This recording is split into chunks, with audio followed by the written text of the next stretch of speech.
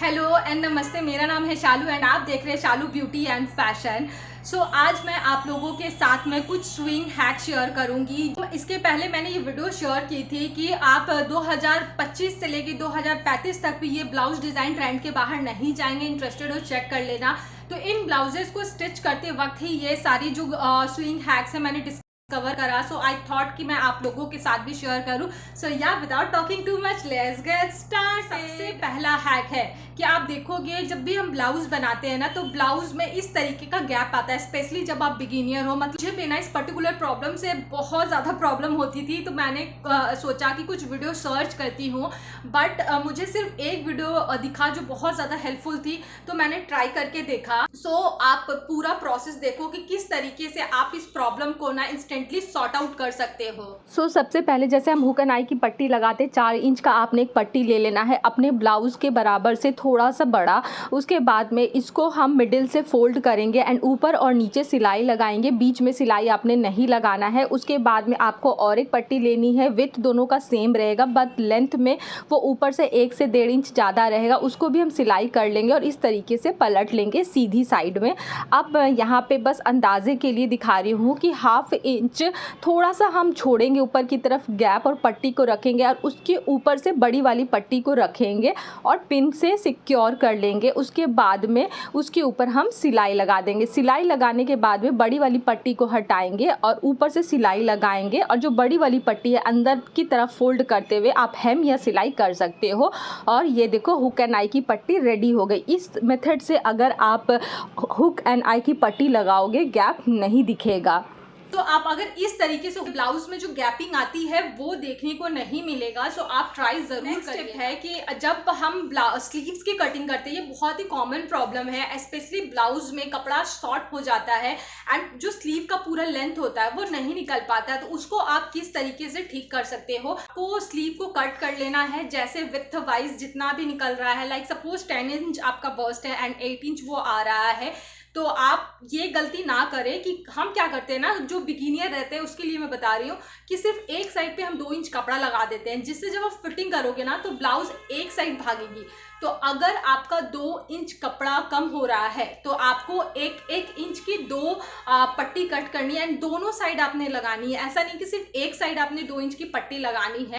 तो आप इसको अवॉइड करें। को फैब्रिक लेना है as shown in the video and उस प्रोसेस को फॉलो करते हुए लगाना है, जिससे आप देखोगे कि आपके जो स्लीव्स है ना वो बहुत इजीली कवर हो जाएगी एंड जो एक्स्ट्रा कपड़ा है वो फिटिंग में आपका दब जाएगा। आप नया नया ब्लाउज बनाना सीख रहे हो तो ये छोटा सा स्विंग टिक आपके बहुत काम आएगा। जैसे देखो मैंने बहुत बार बताया है कि मैं बिना बुकरम के लाइनिंग को फैब्रिक के ऊपर रखती हूँ, सिलाई करती हूँ, उसके बाद उसको पलट देती हूँ। तो बहुत ईजी होता है बिगिनियर के लिए। बट अगर आप कमर फिनिश कर रहे हो लाइक इसी तरीके से, ये देखो ये मेन फैब्रिक है, मेन फैब्रिक के ऊपर अस्तर है और अगर आप कमर इस जगह से कमर को सिल रहे हो फिनिशिंग देने के लिए तो आपको बराबर में कमर को नहीं सिलना है। आपको इस तरीके से फैब्रिक पकड़ना है। 2-5 mm का मार्जिन आपने इस तरीके से रखना है, मतलब सिर्फ थोड़ा सा 1/2 इंच से भी कम।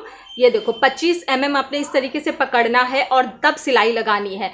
क्योंकि अगर आप बराबर से सिलाई लगाओगे और इसको पलटोगे बैक साइड में तो ये लाइनिंग ना इस तरीके से देखो नीचे की तरफ झूलेगी, एक झोल आएगा। तो ये चीज़ आपने नहीं करनी है। बस छोटा सा ट्रिक है, लाइनिंग को थोड़ा सा इस तरीके से उठाते हुए पकड़ना है और यहाँ पे सिलाई लगानी है। मैं सिलाई लगा के दिखाती हूँ आपको। ये देखो मैंने थोड़ा सा कपड़े के ऊपर इसको सिलाई लगाया है। अब इसको पलटती हूँ मैं। तो ये कपड़ा बिल्कुल लाइनिंग के पीछे आएगा। नहीं तो अगर आप ऐसे करोगे तो ये कपड़ा क्या होगा, ये नीचे से लाइनिंग इस तरीके से दिखेगी अगर आप बराबर में सिलाई करोगे। देखो कितनी फिनिशिंग से ये कमर भी मैंने फिनिश कर लिया और गला भी मैंने फिनिशिंग कर लिया। तो ये छोटे छोटे टिप्स एंड ट्रिक्स से अगर आप ब्लाउज या फिर कोई भी कपड़ा सिलोगे तो बहुत फिनिशिंग आएगी। 2 वीडियो ऐसे शेयर किए हैं जो स्विंग से रिलेटेड है, स्विंग हैक से रिलेटेड है। ट्रस्ट मी, आप चेक करना, आपके लिए बहुत ज्यादा हेल्पफुल है। द नेक्स्ट आइडिया हो सकता है इस आइडिया से सब कोई कन्विंस ना हो और होना भी नहीं चाहिए, बट मैं अपना पॉइंट ऑफ व्यू आपको दिखाती हूँ या बताती हूँ। सबसे पहले जब हम साड़ी लेते हैं तो फैब्रिक मिलता है वो हमें या तो 70 सेंटीमीटर का मिलता है या फिर हार्डली हमें 1 मीटर का मिलता है। तो इस साड़ी के साथ में मेरा इशू ये हो रहा था कि जो ब्लाउज पीस मुझे मिला था वो बहुत ही कम लेंथ का ब्लाउज पीस मुझे मिला था। आई थिंक 70 सेंटीमीटर का ब्लाउज पीस मुझे मिला था। एंड इसके लिए जो डिज़ाइन जो पैटर्न मैंने चूज़ करा था वो उसके लिए एटलीस्ट मुझे 1.25 मीटर फैब्रिक चाहिए था। तो एंड ये सिमिलर फैब्रिक मुझे मार्केट में भी कहीं नहीं मिला। तो आप प्लीज़ इसको सोच समझ के करें। मैंने अपने साड़ी को मेज़र करा एंड मेरी जो साड़ी थी वो अच्छी खासी बड़ी थी, मतलब प्लीट उसके 5 प्लीट बनने के बाद भी मुझे एक्स्ट्रा फैब्रिक साड़ी से मिल रहा था। तो मैंने लगभग हाफ मीटर से थोड़ा सा कम फैब्रिक अपने साड़ी में से कट कर लिया। तो आप ये सिर्फ उस कंडीशन पे करें जब आपको अपनी साड़ी लंबी चौड़ी दिखाई दे, आपको ऐसा लगे कि साड़ी जो है, साड़ी में से कपड़ा कट करने के बाद में उसके प्लीट्स कम नहीं होंगे, क्योंकि साड़ी की ब्यूटी ही उसकी प्लीट्स के ऊपर डिपेंड करती है। So the choice is yours. मुझे पता था मेरी साड़ी की जो लेंथ एंड विड्थ है बहुत अच्छी कंडीशन में। इस पे मैंने जितने व्यूज़ की आशा की थी शायद उतने व्यूज़ मुझे नहीं मिले। एंड ये मैंने देखा है कि आप जिस वीडियो पे बहुत ज़्यादा मेहनत करती हो उस पर आपको व्यूज़ नहीं मिलते हैं। बट एनीवेज जितनी भी जनता ने देखा, अगर 10% जनता को भी आइडिया अच्छा लगा हो सो आई एम ग्लैड। आप वीडियोस देख के मेजरमेंट लेते हो या सिलाई करते हो, तो जब आप बिल्कुल बिगिनियर रहते हो तो आपको चीज़ें समझ में नहीं आती। एंड स्पेशली जब कॉलर बनाने का प्रोसेस आता है तो वो इतना टफ लगता है। एंड स्पेशली मुझे बहुत टफ लगता था। तो अभी मैं ऐसे स्टेज पे हूँ कि चीज़ें करते करते मैं बहुत हद तक अगर चीज़ें ख़राब होती है तो उसको सही भी कर लेती हूँ। तो आप कॉलर बिना मेजरमेंट के कैसे बना सकते हो, चलिए देखते हैं। नमस्ते एवरीबॉडी। सबसे पहले आपको फ्यूज़न पेपर पे 20 इंच लंबा और 7 इंच चौड़ा पेपर लेके उसको 20 से इस तरीके से फोल्ड कर देना है। अब पेपर में एक सीधी लाइन खींच लेंगे। सीधी लाइन खींचने का कुर्ते का बैक पार्ट और फ्रंट पार्ट बिल्कुल मिडिल से पकड़ते हुए पेपर के ऊपर रखेंगे। एंड जो लाइन हमने ड्रॉ की है, बैक का जो गला है उसको 1/2 इंच इस तरीके से टेढ़ा करके रखेंगे और फ्रंट का गला बिल्कुल सीधा रखेंगे जैसे आप वीडियो में देख रहे हो। और बस अपने नेक को इस तरीके से ड्रॉ कर लेना है, उसको फॉलो करते हुए। उसके बाद में कॉलर की जो विड्थ है वो 1 इंच करके हम ऑल ओवर मार्क करेंगे और जहाँ पे कॉलर ख़त्म होता है वहाँ पे थोड़ा सा राउंड शेप देंगे। सारे पॉइंट्स को हम जोड़ेंगे। बिल्कुल बहुत आसान तरीके से मैंने आपको बताने की कोशिश की है। अब कॉलर को हम कट कर देंगे। इस टेक्निक को यूज़ करके आप बहुत ही आसानी से कॉलर बना सकते हो। उसका कंप्लीट लुक देखने के लिए ये वीडियो चेक करो। सो आई होप ये कॉलर मेजरमेंट का जो आइडिया मैंने आपको बताया, आप ट्रस्ट में बिना मेजरमेंट के आप अपने कुर्ती में बहुत ही नीट एंड फाइन तरीके से आप कॉलर लगा लोगे। एंड कॉलर लगा हुआ भी कैसा लग रहा है वो भी मैं आपको बता रही हूँ। एंड इसी वीडियो से रिलेटेड लाइक समर के लिए आप बहुत ही लो प्राइस में ट्रेंडी कुर्ता किस तरीके से डिज़ाइन कर सकते हो, प्लीज़ ये वीडियो चेक करिए। आपको वहाँ से कुछ डिज़ाइनिंग आइडियाज़ भी मिलेंगे। नेक्स्ट स्विंग हैक है, सारे ही मेरे पर्सनल स्विंग हैक है जो मैंने अपने निजी ज़िंदगी से काट छाट के दौरान सीखी है। आपके पास में ऑलरेडी अस्तर घर में रखा हुआ है या फिर आपके पास में कुछ ऐसा पुराना फैब्रिक है जिसको आप एज अ अस्तर यूटिलाइज कर रहे हो। जैसे इस फैब्रिक के साथ में हुआ, ये कलर मुझे नहीं मिल रहा था, रानी पिंक कलर। एंड मैंने डिसाइड करा कि जितना भी कपड़ा मुझे मिल रहा है मैं लेके आऊँगी, बट स्लीव्स के लिए अस्तर बिल्कुल भी नहीं बचा। एंड ये कपड़ा ऐसा था कि अगर मैं इसमें लाइनिंग नहीं लगाती या फिर एक्स्ट्रा प्रोटेक्शन नहीं लगाती तो जो मेरे स्लीव्स है वो बहुत जल्दी धागे उसके खिंचने लगते। तो बहुत दिमाग लगाने के बाद में मैंने डिसाइड करा कि मेरे पास जो मेन फैब्रिक का एक्स्ट्रा फैब्रिक है उसके 2 पीसेज मैं कट करूंगी। लाइक 4 पीस मैंने स्लीव्स को कट करा, आई होप आपने देखा। एंड उन 4 पीसेज में भी जो कम हो रहे थे उसको जोड़ तोड़ करके मैंने स्लीव को रेडी करा। तो आपको भी यही करना है कि अगर आपके पास में अस्तर के लिए कपड़ा नहीं बच रहा है तो आपके पास अगर मेन फैब्रिक है तो उसको आप पहले 2 स्लीव्स को निकाल लें। एंड उसके बाद में जो भी रिमेनिंग फैब्रिक आपके पास में है उसको जोड़ के स्लीव्स की तरह आप उसको कटिंग करें। एंड जो जोड़ वाला पोर्शन है उसको आप एज अ लाइनिंग यूज करें। आई होप मैंने अपना पॉइंट क्लियर किया हो।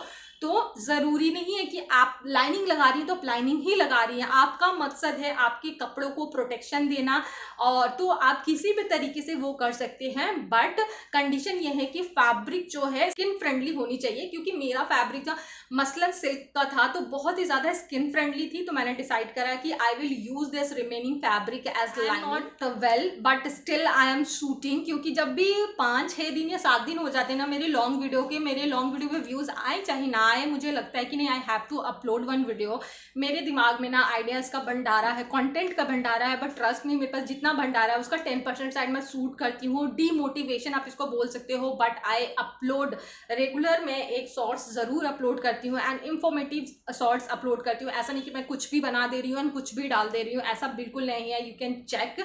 सो moving on to the next idea of this video. आप देखो, मेरा एक येलो कुर्ती थी। I design this kurti for a haldi function under 150 rupees. Yes, you heard me right.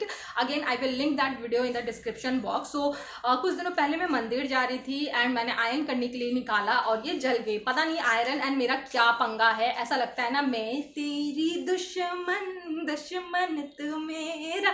I know I am a very bad singer. So anyways, तो ये जल गया।